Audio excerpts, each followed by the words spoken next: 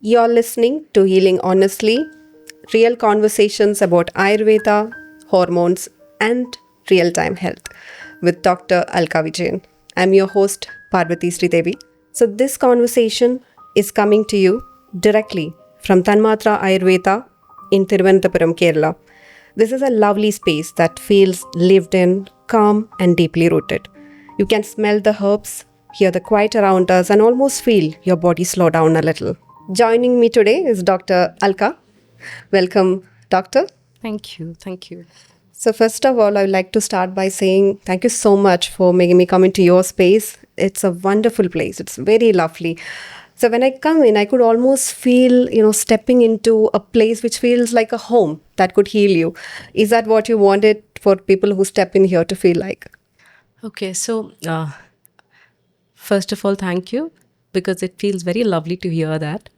At the first place, it was not a very intentional thing to, make it feel like a very calming, soothing space. It just so happened over the course of time that we came in here, loved the vibe of it, and me and my husband, we have always wanted a very soothing space, and this space just seemed perfect. So we didn't bother making a lot of corrections or variations to the space, just retained it as it is, because if you see in Ayurveda also, it is all about feeling at home. Right. And this place felt absolutely close to nature. If you see the walls, the floor, everything is actually made out of mud. And this home is approximately 80 years old. Oh. Yeah. So we decided to retain the space as it is, because when somebody is stepping in for healing, it should not feel cold or it should not feel very clinical. And therefore, we decided to preserve as it is, because every time somebody is stepping in, they should actually feel calmer, because that itself is the first step towards healing. Because Ayurveda says almost all your diseases begins at your mental plane. It goes like Ragadi Rogan Satatanu Shaktan, which means every disease begins at your mental plane, except for maybe a road traffic accident. So if you need a real-time healing, an actual healing to happen, at the mental plane, you should start feeling it. Right. So this space absolutely, this place does the job of making you feel calmer. Right. I can definitely feel that. And Doctor, I was reading more about you. I was seeing more videos from your site. So I know you talk a lot about guts and hormones and female hormones as such.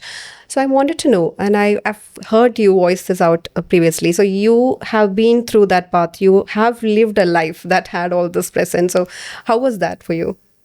Honestly, I think at least half of my life as of today went into hypothyroidism. It was one of the most frustrating phase of my life. 15 years went into not knowing what exactly is happening with my body, because my body started changing all of a sudden. Didn't realize, because the changes were so subtle over a period of 3-4 years. Then I hit rock bottom. Lived there for minimum 3-4 years, I guess. Then slowly decided to pick myself up, try to identify what is triggering it. There were a lot of symptoms. Like, it started off with dozing off during my board exam. Till my high school, I used to be the topper in music, arts, sports, studies, everything. And all of a sudden, 10th board exam, I was sitting and dozing off during my exam. And that is when I realized that something is really off with me. Right. Then there was brain fog, weight gain, sluggishness, lethargy, to the point that I could sleep for straight 20 hours in a given day. From a person who used to sleep only for 5 hours, I was like sleeping 20 hours. And the kind of toll that it took in my confidence level, I at one point thought that I'm never going to be able to be the old self. So you see, I have lived that life wherein there was no hope. And then the second half of it was all about figuring out, not depending on pill. Even I had actually started with synthetic thyroid hormone pill of 125 mcg. Took it for approximately a year, I believe. Then the number of pills kept on increasing. And that is what made me wonder, isn't there an end to it? Right. Like, am I supposed to keep popping in these many pills all my life? Right. And that is where I decided that no, there has to be some other way of managing this situation. So that is how I started off with my hypothyroidism journey, being a patient to somebody who is trying to help people with thyroid diseases today. Right, right. So you can connect very well with people who seem tired all the time. That they doesn't know what their body is trying to tell them, right? Exactly, So exactly. in your line of work, I'm sure you have to talk a lot about, the gut, the thyroid, female hormone. So when people doesn't seem to maybe connect them all in one page, right? So what do you tell them about? Okay, so often what happens is we have a tendency to believe that, like, our organs are like airtight compartments. Like there is thyroid, there is gut, then there is uterus, and then people come and tell me like minimum 20 complaints. If you're a thyroid patient, you'll have minimum 20 complaints, out of which one third will be thyroid, one third will be gut, and one third will be like here. One third will be hormone related, like a menstrual hormone related. And if it is in males, it will be about their reproductive hormones. Right. So that is when I started seeing this particular pattern, that it is not just about a gland. It is about your entire system trying to work in tandem. So one goes off, definitely the rest of the two also goes out of track. And one thing that was common was almost every disease that came to me for like almost every patient who came to me for consultation, their gut used to be a mess. And that is why today I tell my patients that you have thyroid issues, I understand, but please tell me all the symptoms that you are struggling at the physical, mental, and cognitive plane, irrespective of whether it is gut related, thyroid related, or reproductive hormone related. All right, all right. So once they come in, you just doesn't look at one thing, you just look at the whole system and analyze that. Yes. It's always about the entire body and mind. Very importantly, the mind. In fact, that is where we do half the work. So, doctor, I've listened to you saying like period pain is not something that women should adjust to or live with, and I'm pretty sure you will be getting a lot many patients who comes in with irregular cycles, painful periods, and PCOS or PMOS as it's recently renamed. So, what's your views on that? Okay, talking about period pain, this is not something that I used to take very seriously, because personally I have never experienced it. But I always seen growing up my siblings, my friends going through it, to the point that they would faint and they would be dysfunctional for approximately 2 to 3 days. And that is when, during my third year of college, I came across this particular verse which said that if ever you experience pain during period, it means that you are in a state of imbalance. And that took me completely off guard. I was like, here on one side, people are normalizing it. People are popping pills and continuing with their life. And on the other side, Ayurveda says that it's absolutely not normal. Right. Because ultimately, if the Samhita says that something is not normal, it is something worth pondering and digging deeper. And that is when I realized that, like, either it will be inflammation or because of dhatukshay, as we call in Ayurveda, or apanavata imbalance, as we call in Ayurveda, that will be actually triggering the pain. It can be either primary or the secondary kind of pain. But in both cases, there is a causative factor, and you should not be ideally snubbing the pain with the help of a painkiller. Temporarily, maybe once or twice you can. Otherwise, it's something that you really can work upon, and you do not have to keep bearing down the pain all your life. Something that we experience or something that we see in our clinic is that often people keep coming for either thyroid disease, gut issues, inflammation, and things like that. Interestingly, in 2 to 3 months' time, they will come and tell us that, doctor, my periods are absolutely smooth. Right. There is no pain. And initial days, I used to wonder, okay, I didn't do anything for the period, but it got better. So that is when this verse actually made sense to me, because we were anyways working on the inflammation, and we were also working on the functional unit Apanavayu, because without correcting that, you really cannot correct the gut health, thyroid, or even constipation. So finally, it started making sense that the discomfort that you're experiencing at different parts of your body will be connected to this one factor, which will be also giving you the period pain. Oh, right. So basically, the body is trying to tell you that I am in a state of imbalance. Treat me. And that is what the period pain is trying to tell you. It can be functional, for which the Ayurvedic herbs do a wonderful job. Or it can be anatomical in the form of fibroids, endometriosis, adenomyosis, for which you can either go for the modern medication management or you can go for Ayurvedic management. In any case, if you have pain, it simply means that you need to manage it and not bear the pain.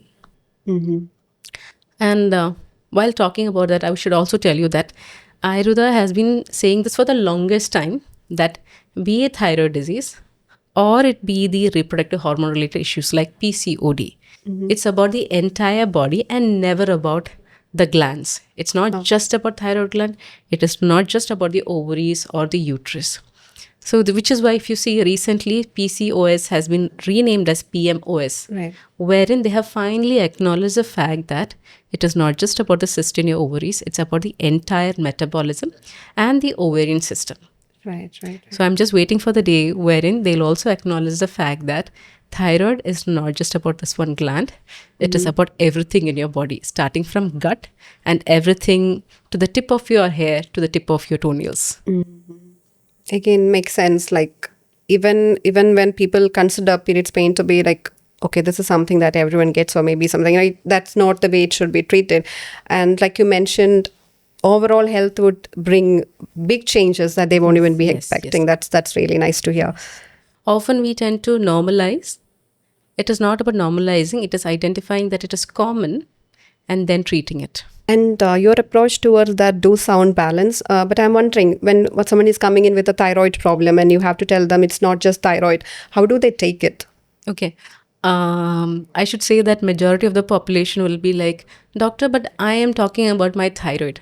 So I do have to tell them the entire thing, like, starting from the fact that you were born as a single cell, and it is from that single cell that entire body was formed. Be it your thyroid gland, gut, or uterus. So everything that happens to one part of your body will affect the rest of the system as well.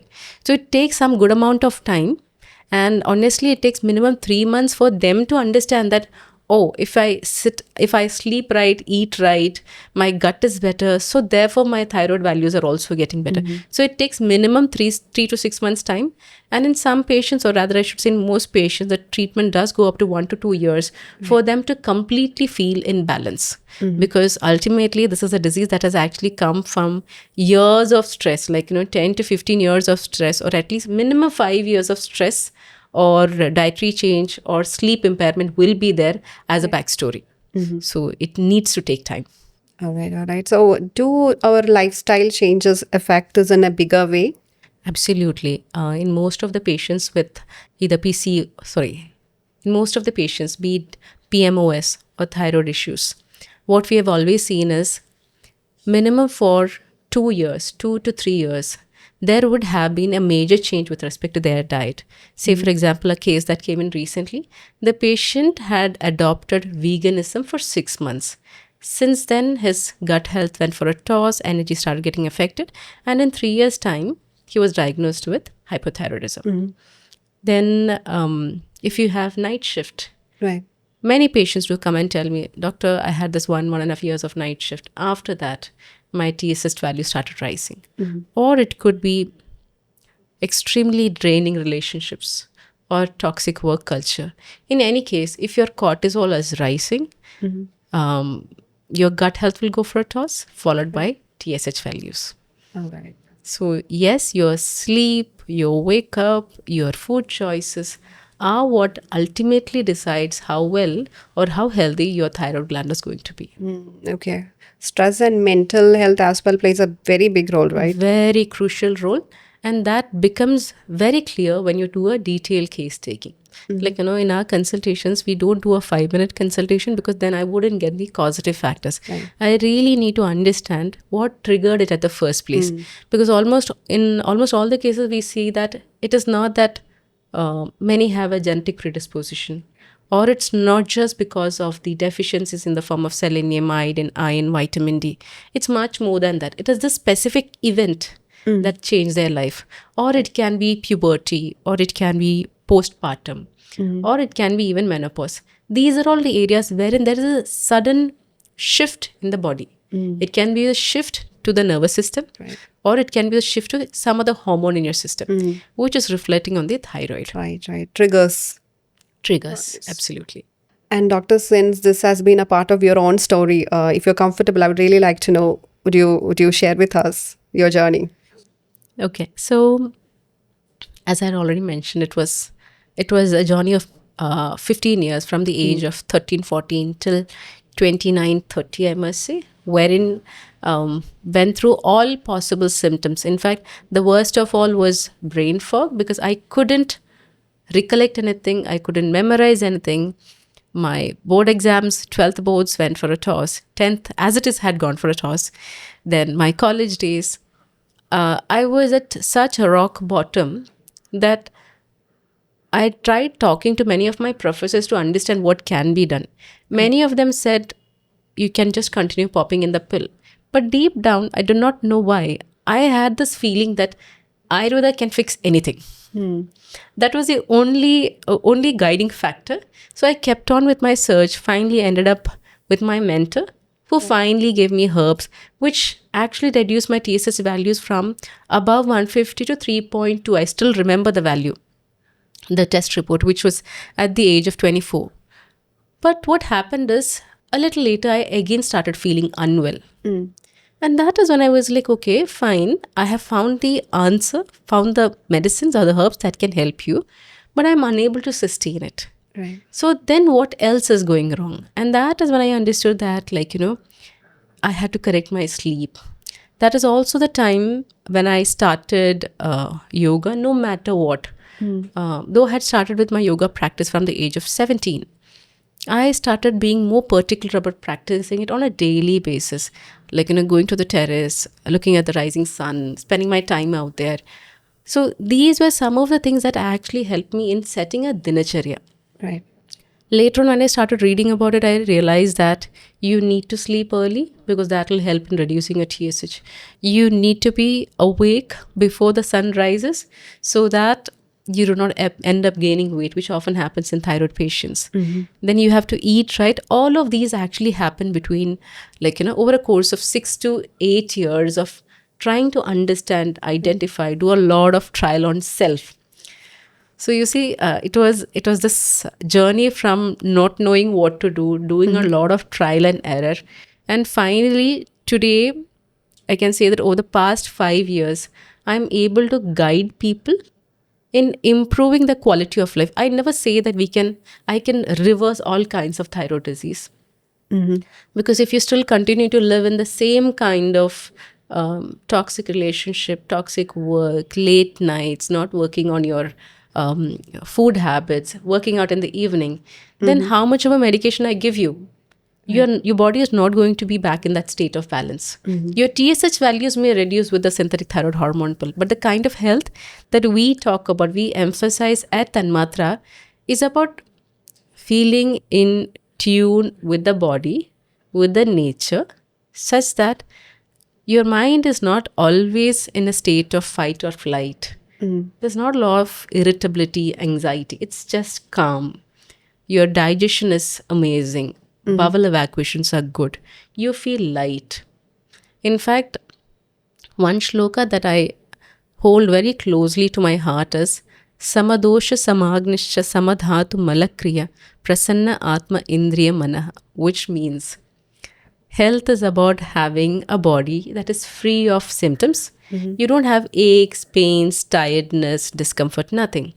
You have a healthy body or a proportionate body. I'm not talking about 36, 24, 36 kind of body. I'm talking about if you're a Vata person, you should be a healthy Vata.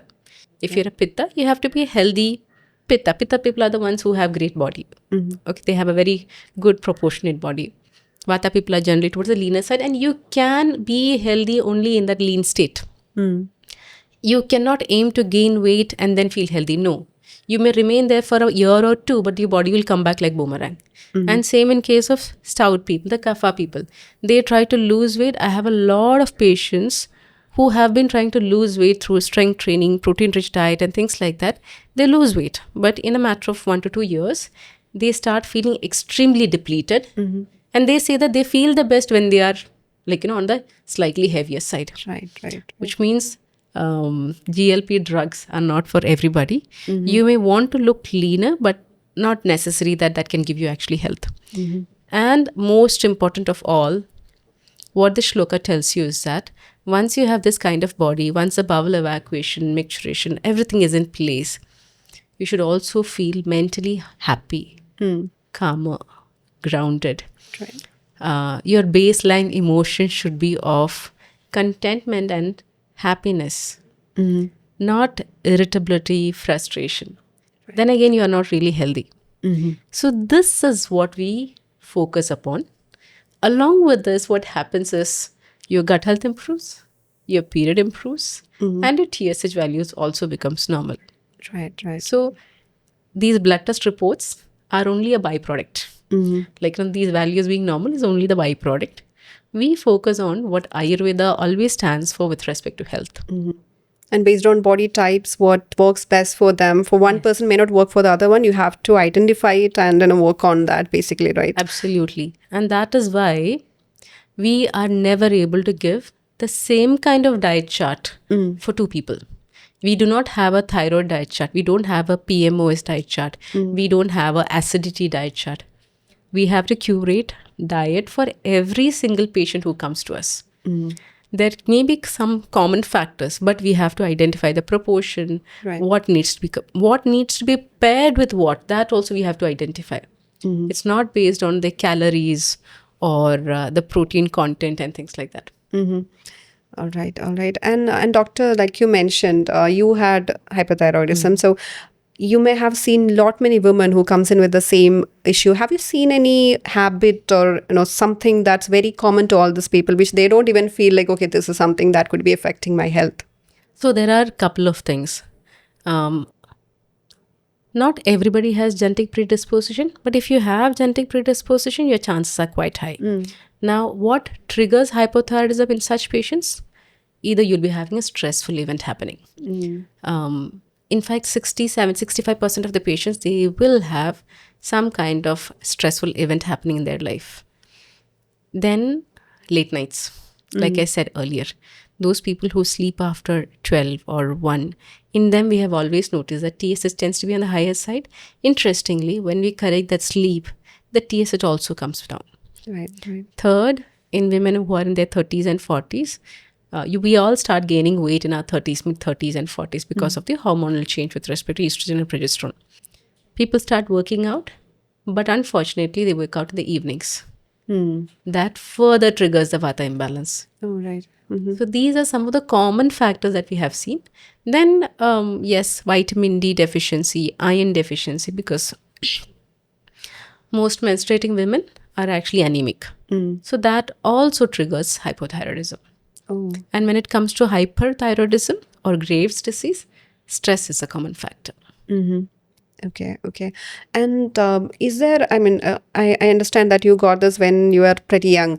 Is there an age in which this commonly occurs, or it could, based on situations and stress and stuff, it could happen to anyone? Is it so? Okay, the common age group that we see is late 20s to mid 30s. That is the most common age group. It can also happen for somebody going through puberty, Right. postpartum. Now, postpartum can be in your 20s or 30s.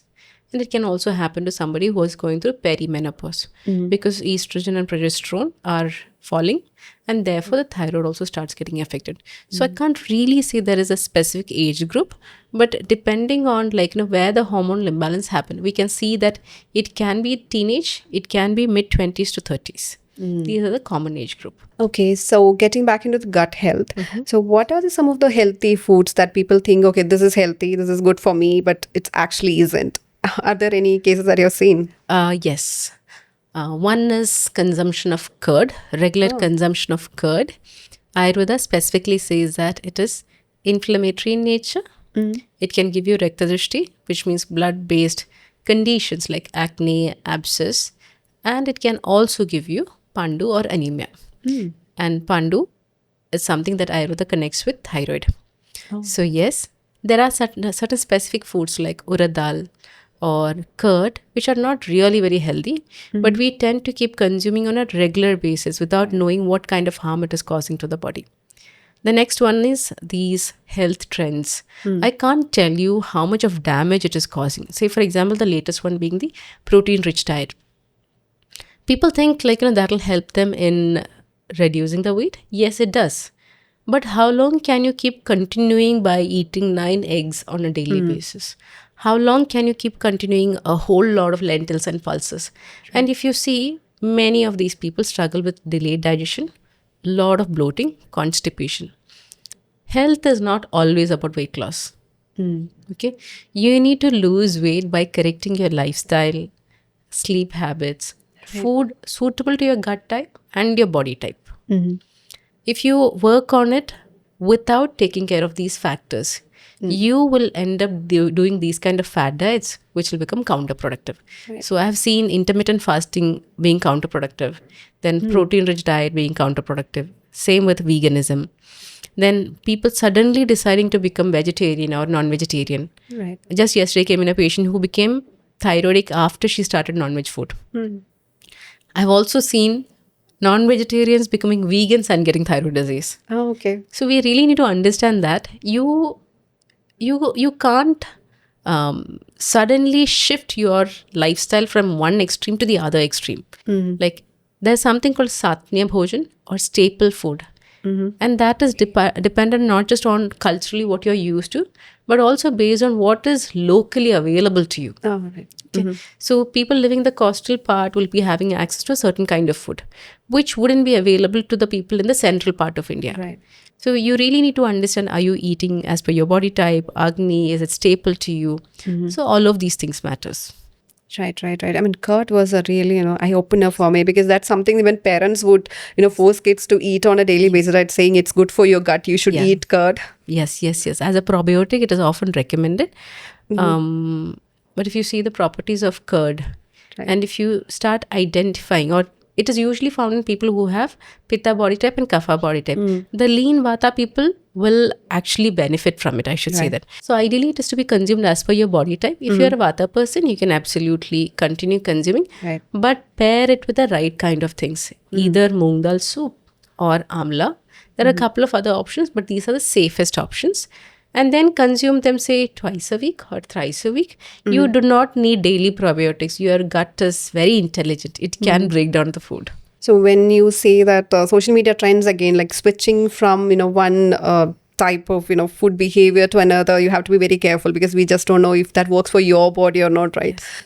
Right. And doctor, I've heard that you have trained with many senior Vaidyas and tribal communities as well very closely to understand Ayurveda and the cures it may have. So how have that helped you in addition to the formal training, of course, that you have had? See, one of the things that I've understood from that experience is maintaining health is quite easy. We humans are the ones complicating it. Okay. If you take care of the basics, which is sleep, food, resting at the right time, be it during your period, after a long day, and waking up after a restful sleep. Right.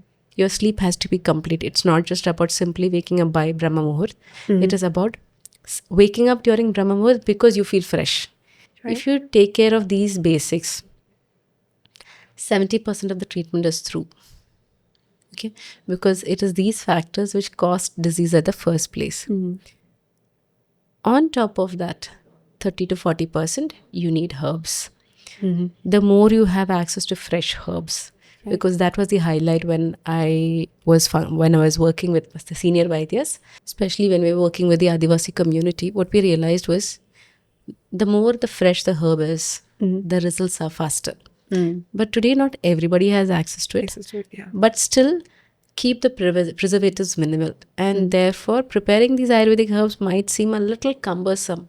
But let me tell you, it's worth it. Okay, if you can keep that sense of second thoughts and confusions and the dislike towards wanting to take that extra effort to prepare the medicine, it will actually pay you off better by giving you good health. So fresh herbs, simple way of living in tune with the nature is all what it takes to be healthy. Right. And when you talk about, having been in touch with the tribal community and getting to know about their cures and stuff, so are you documenting it somewhere in some way? Because these are things that people need to know, right? This happened some 10 years back. Back then, I didn't realize that what kind of a gem I was getting exposed to. Didn't really take it very seriously. But today, I'm thinking of again resuming my journey with them. And I'm planning to do in such a way that I can capture these snippets. So yes, going forward, I have been planning for something wherein we will be documenting so that the rest of the world gets to see what Ayurveda or the nature is capable of. Right. And I also hear you are writing a book. So what is that all about? Is it the practices that you have followed, or is it about general things that we should be aware about? Okay, so yes, I've been working on this book for the past 1+ year. It's all about all what we do.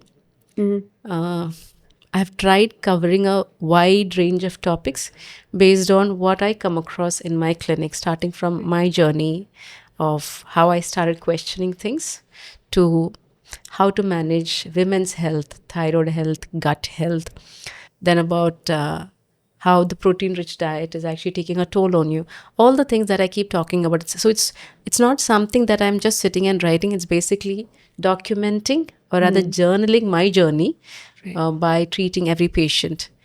So yes, you will get to hear more about my journey with our patients in the book, which should be out in, I think, couple of weeks. We do look forward to that. Many case studies that you came A across in lot. your Yes. journey, right? Will be Yes, part yes, of that yes, book. yes. So lovely to hear that. Thank you. So, Dr. Alka, you do have a big online presence. You have 250K plus followers, but you still seem very calm and grounded and so much in love with the craft that you're doing. So, how do you manage this without, affecting your persona? Good question. So I think it's a daily effort. As it is, since childhood, I've always been a person who did a lot of self reflection. I've always tried understanding the meaning of life, the purpose of life. It all started from childhood. So as I'd already mentioned, like yoga had played a huge part of my life, Right. and still does. And therefore, every day I have to start my day on my mat, and that too facing the rising sun. And this is something that I do without fail, and I've been doing for the past 20 years. So when I do this process, I basically try to understand where I am in a given day with respect to the emotional plane. Right. Because like I said, Ayurveda says that everything begins at the mind. So I have to be quite cautious about at which emotional plane my mind is. So over the course of time, in fact, we have developed something like self-reflection, which I also ask our patients to do, so that they have a clarity on what's happening with them, why it's happening, and what to do about it. It is another version of journaling. In journaling, you write and then get over it. Here I say that address, acknowledge the emotion, and then try to identify what you can do about it. So with this, you're mentally sorted. First thing in the morning, before you face anybody, you're at a much calmer place. Right. So this kind of a tuning not just helps me calm down, it also helps me understand why a second person is behaving the way he does. And most often, if you see, there will be a emotional factor or a physical factor, which will be in the form of imbalance that their body is going through. And therefore, instead of being reactive, we are able to be more responsive. And that is exactly we as doctors at Tanmatra, we always take into consideration. If a patient is going through irritability and their response is like, from that space, we always try to understand why they are behaving the way they do, Right. instead of being reactive. So I think it is this daily calibration that is helping me. And I'm sure the conversation that we had would resonate with so many people in so many different levels, and especially because many of them won't be even aware that their lifestyle is what's causing them some of the issues. If period pain is something that they need to talk about. So if anyone who connects with that conversation wants to connect with you to talk in detail, where can they find you? How can they contact you? I think the one of the easiest way would be like, connect or maybe DM us in our Instagram handle. You'll find me at Dr. Alka Ayurveda. Or you can even connect us with, or you can just check out our website, Tanmatra Ayurveda. And from there, you can either book a consultation or you can join for a masterclass where every 2 months we try conducting sessions so that people start understanding how to live healthier. Maybe it does not always have to be a one-to-one consultation, but it's just about knowing more about your own self. Right. And Dr. Alka, before we close, I hear that you have something lovely that you want to share with our audience. What's that? So we have created a gut care guide, which will help you understand where your gut is at this point And what are the little things that you can start with to start improving your gut health? Because once your gut health is better, your hormones and your mental health will be at a much better plane. That's right. So yes, you can have access to the gut care ritual or the guide that we have created. And for those of you who are interested, we are also providing a discount code for our upcoming masterclass, wherein you will get to see how we approach the day-to-day issues, health issues, latest trends in the health industry, all of these, so that you can have a fresh approach towards health as a whole. So, doctor, thank you so much for getting on conversation with us and telling us about, the gentler and, organic ways of getting in touch with your body, your issues, and deal it with in the most organic way as possible, right? So, audience, that was Dr. Alka Vijayan, and we had talked about some of the very pressing issues that would come to as a female who is watching this, if this connects with you, and if there is something or someone who is looking for cures on some of the things that may seem very trivial to you. Please get in touch with Tanmatra, and we will talk to you later on another episode. Thank you.